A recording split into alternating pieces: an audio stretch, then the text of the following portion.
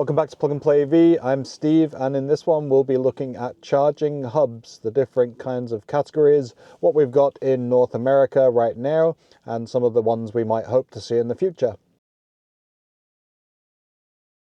So this one was prompted by the opening of the ROVE charging station in Santa Ana, California. Thank you to Mike Mahan for tipping me off to that one and giving me some footage, which we'll see in this video. But this is a facility that has an attached supermarket, Gelson's, and it's a dedicated recharge branded Gelson's for EV charging customers. It's got a Tesla supercharger run by Tesla itself, and then another bank of chargers for CCS1 and CHAdeMO. So this is designed to be an area for all, somewhere that you can go, put your car on the charger and have a safe, clean environment with lots of different potential use cases, a lounge so that you can sit and work, charge your devices as well as your vehicle, and the supermarket, of course, which is a place where you could potentially pick up groceries if you're coming home from work, grab stuff for the evening dinner. There's also a car wash on site. I'll link down to some of the videos that others have done. The Marquee Vlog did a really good walkthrough of the site. Obviously, California is a natural place for these kind of charging hubs. Also, flagship sites like Electrify America's Harrison Street in San Francisco, and then more standard hubs which just have a lot of chargers in one place, as we'll look at in the Logan Airport Gigahub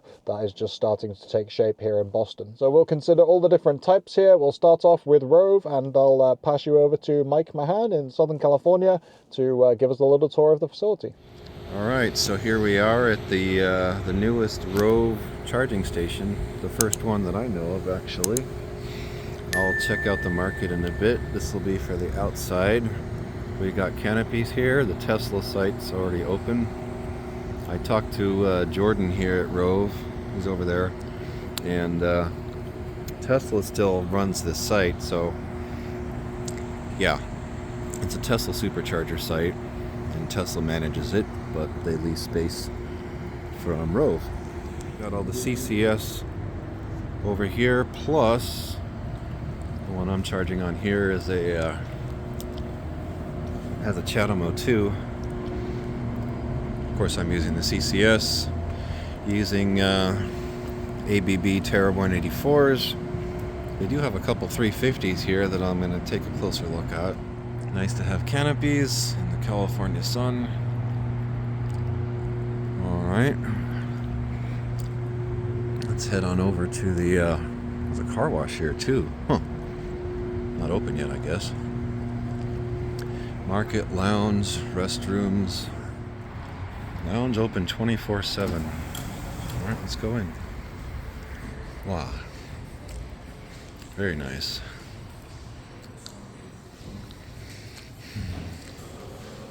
Staff only. Gender restrooms. Sink. Nice. I have a nice little sign here. Our story. It looks like they already have some more coming. And free Wi-Fi. That's very nice. Here we are inside the market now. This is quite nice. Certainly better than probably most 7-Elevens or the like. Let's see here. What do we got over here? Join us here at Recharge by Gelson's. Okay. We're open from 6 in the morning till 8 p.m. I'm Jeffrey. Please come and see me or Neil. And you have some wonderful amenities over on the other side. Bathrooms. They're open 24 hours over Oh, there. okay. So this part is not open 24 hours, but that part is. No, Okay. So we close at 8, but Right. we have security on the other side. Awesome. So, Okay. A great opportunity for you to charge and Yeah. have some safe working environment. There'll be a vending machine Okay. over there that's card accessible. Okay. Unfortunately, no cash. Thank you, Jeffrey. Much appreciate your time. All right. Go YouTube. Very nice. I could get used to this. So as I say again, thank you to Mike for getting the footage and giving the lowdown on that. He did say it was one of the favorite places he's charged. It makes sense given all the amenities and the comfort of the location. So this is kind of one of the benchmarks that we may get. And you can also go up to the northern end of California, San Francisco, to look at Electrify America's Harrison Street flagship station. So this is an indoor charging facility with 20 next generation dispensers from EA. It's one of those that has really not taken the heat off some of their negative headlines around reliability and uptime, which have still persisted, but you've got more of a location that they can point to as the future of charging, as opposed to always looking back on the issues they've had in the past. So again, 20 chargers inside, lots of positive coverage from people about the lounge, the location, the ability to get in off the street and have a secure environment that's self-enclosed and doesn't have some of the dangers maybe of chargers that are out in the open, in the back of parking lots, all the kind of places we've lamented having chargers in the past. And that has been positively received. Reliability seems to be good there. Obviously they're going to focus on that as a kind of hub site and one that they point to as the best of the best for them. But good to see that go in and hopefully get some more of those, maybe a model in city centres that you can look at. Moving over to the East Coast, we have the Gravity Charging Hub, which I visited in spring this year.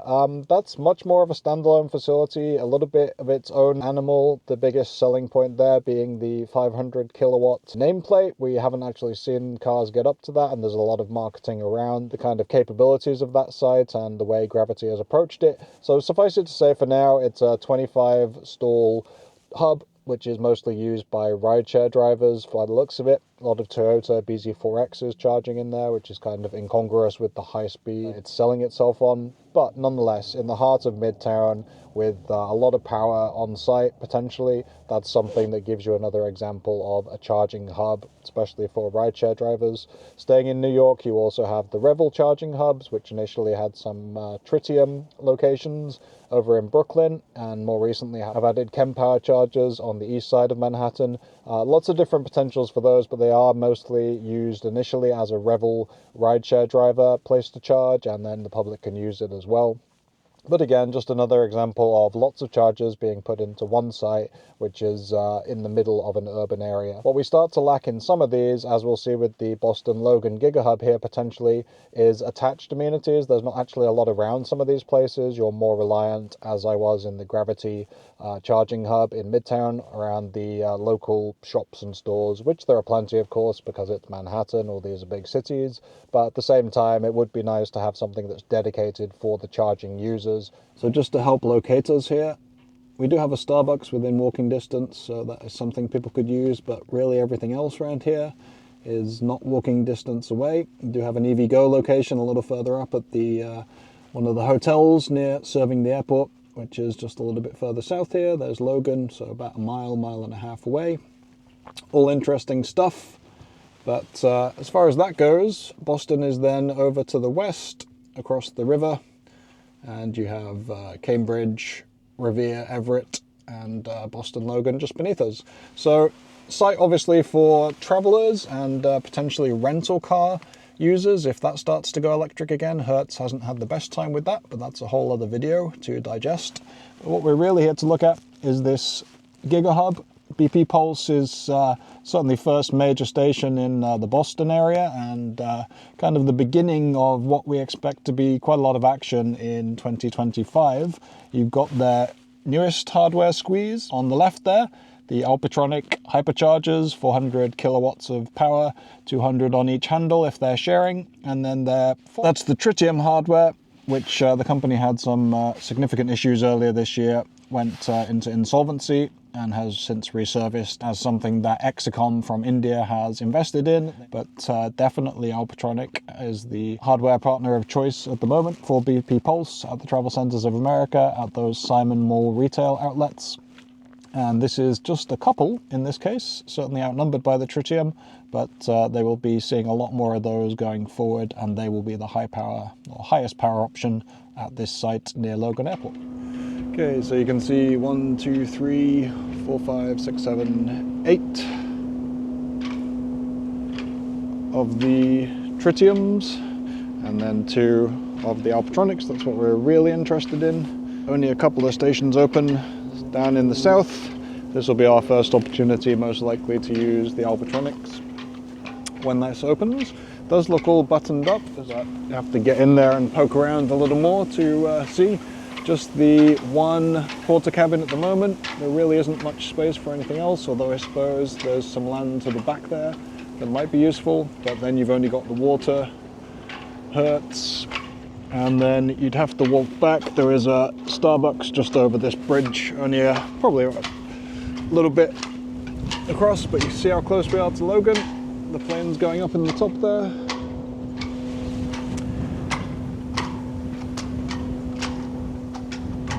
Just about a mile away down the road, coming up on A towards Revere, and then Boston skyline in the background.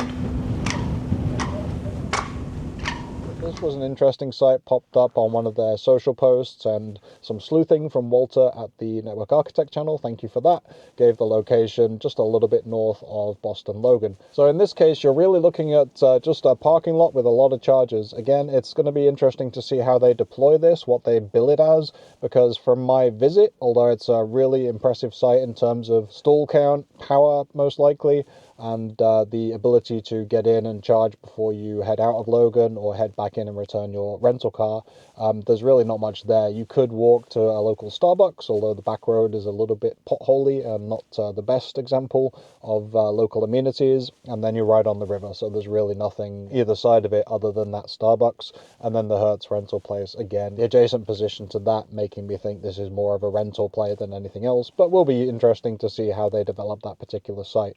Again, a charging hub, but not necessarily somewhere that you want to go to charge as a driver passing through Boston, unless it's super quick and you hit the road again within 15-20 minutes.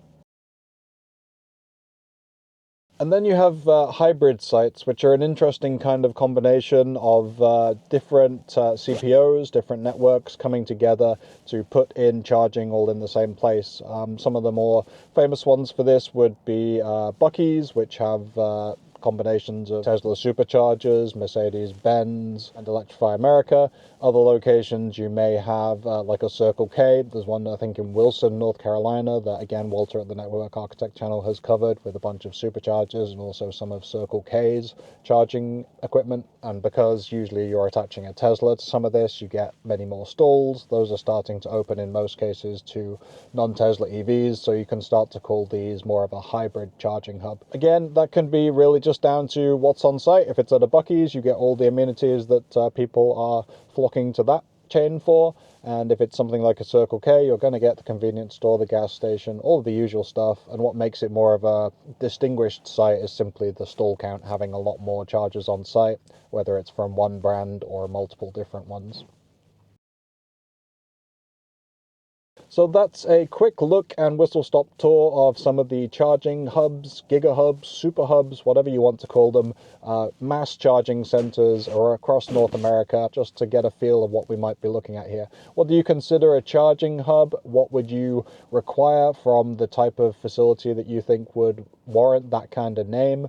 And do we need to have these mega sites? What's their role in the grander ecosystem of charging, which we obviously are getting used to these 4, 6, 8 stall stations as non-Tesla EV drivers at least. What is the ideal stall count? What should we be looking at as we move into the future of electric vehicle adoption, 1/5, 1/4 of the market and beyond? What kind of facilities would you like to see on your travel routes, in communities, metro areas? Let us know down in the comments. Interesting to start a conversation around this and maybe do some more coverage of specific charging hubs if there's interest. As always, thanks for watching, and we'll see you in the next video. Cheers.